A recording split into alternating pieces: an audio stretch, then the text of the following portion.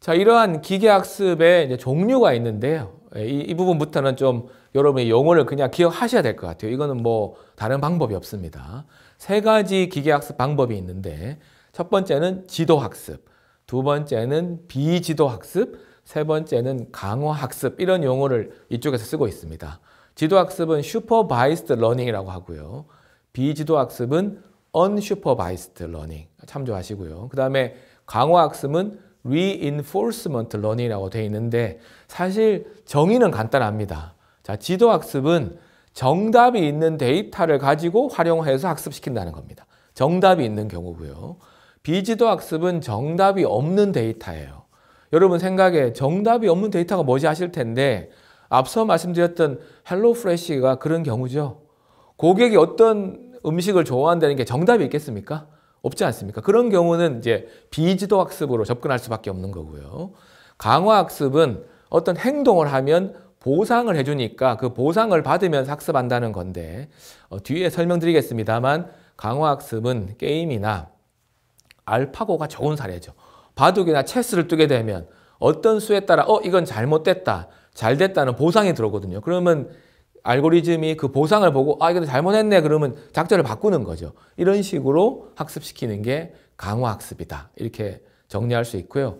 자, 지도학습은 정답이 있는 데이터를 활용해서 학습을 하는데 주어진 데이터를 정해진 카테고리로 분류한다거나 아니면 획이라는 표현을 쓰고 있는데 앞서 말씀드린 y는 ax처럼 데이터를 통해서 연속된 그 값을 예측할 때 이럴 때 이제 지도학습이 사용이 되고요.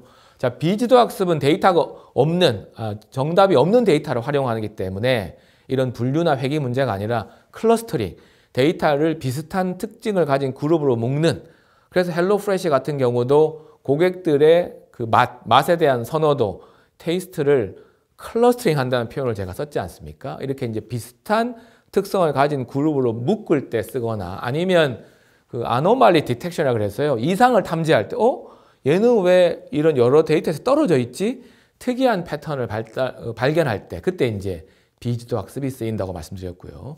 강화 학습은 인공지능 이 알고리즘에 있는 에이전트가 특정 목표를 달성하기 위해서 계속 방법을 찾는데 한 수 둘 때마다 피드백이 들어오니까 그 피드백, 보상에 따라 행동 계획을 수정하는 형태로 학습이 이루어진다. 그래서 기계학습은 이렇게 세 가지 종류가 있다라는 점 기억하시고요. 자, 그러면 간단하게 어떤 사례가 있는지만 좀 설명드리면 자, 지도학습은 신용카드 결제에 관한 여러 데이터를 봐서 불량 거래를 발견할 때 사실 불량 거래는 이게 불량이다, 정상이다 답이 있죠. 그러니까 정답이 있는 데이터를 끌고 와서 계속 학습을 시키는 거죠. 이러이러한 경우는 이게 정상 거래야. 이러이러한 경우는 불량 거래야. 이걸 계속 학습시켜서 이제 그 이후에 모델이 되고 나면은 실제 거래를 딱 보면 그 알고리즘에 따라서 이거는 불량일 것 같다. 이런 식으로 이제 판단을 해줄 수 있겠죠. 혹은 의학 분야에서 난치병에 관한 패턴을 발견할 때 이것도 사실은 영상의학 분야에 뭔가 환자들의 그 특정 부위를 찍은 영상 자료가 엄청 많겠죠. 이것도 이제 봤을 때 이거는 심각한 병이네. 이건 그냥 단순한 조그마한 종기네. 이런 것들을 판단해야 되는데 당연히 정답이 있겠죠. 그래서 이거는 그냥 큰 문제 없는 간단한 종양이야. 이건 진짜 악성이야. 이걸 계속 학습을 시켜서 나중에 그 알고리즘을 만든 다음에 이제 데이터를 딱 보여주면 이거는 정상인 것 같다. 이거는 아닌 것 같다라고 이제 AI가 판단해 주는 거죠. 자, 이런 것들이 지도학습의 대표계고요. 비지도학습은 정답이 없습니다. 고객들의 테이스트, 맛에 무슨 정답이 있습니까? 완전히 요즘 표현으로 개취죠. 그러니까 헬로프레시에서 쓰는 고객들의 맛에 대한, 테이스트에 대한 내용을 군집한다든지 아니면 여러분이 많이 쓰시는 스포티파이나 넷플릭스의 음악이나 영화를 추천한 것도 마찬가지죠. 고객의 선호에 대한 거기 때문에 이건 답이 없어요. 그러니까 이러이러한 고객은 이런 걸 선호하고 저러저러한 고객은 저런 걸 선호하네. 이렇게 집단을 구분하면서 그런 것들을 추천해 주니까 이게 이제 비지도 학습의 대표적 예가 되겠고요.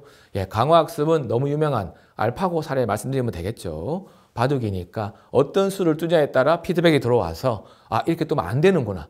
이제 학습을 해서 수를 바꾸는 그런 식으로 이제 기계를 학습시키는 것이죠.